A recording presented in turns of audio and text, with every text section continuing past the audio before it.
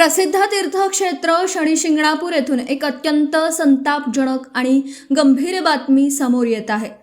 शनी मूर्तीला वाहण्यात येणाऱ्या तेलात मोठ्या प्रमाणावर भेसळ होत असल्याचा आरोप करण्यात आला आहे। भाविकांच्या श्रद्धेचा गैरफायदा घेणाऱ्या या भेसळयुक्त तेलाच्या रॅकेटची थेट FDA आयुक्त तुकाराम मुंढे यांनी चौकशी करावी अशी जोरदार मागणी आता जोर धरू लागली आहे।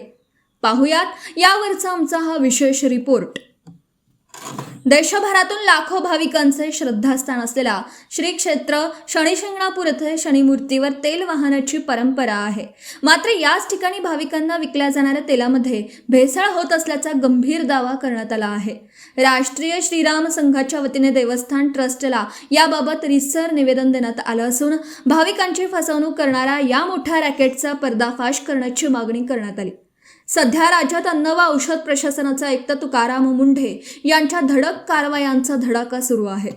शेगावच्या गजानन महाराज मंदिराच्या पेढ्यांपासून ते मुंबईतील हायकोर्ट व मंत्रालयाच्या कॅन्टीनवर केलेल्या कारवाईमुळे भेसळखोरांचे धाबे दणाणले आहेत।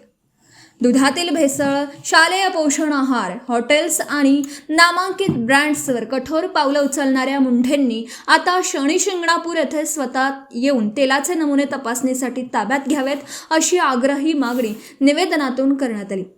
विशेष म्हणजे मंदिर परिसरातील तेलाची गुणवत्ता तपासण्यासाठी देवस्थान ट्रस्टनेही आधीच FDA तपासणीचे आवाहन केले आहे।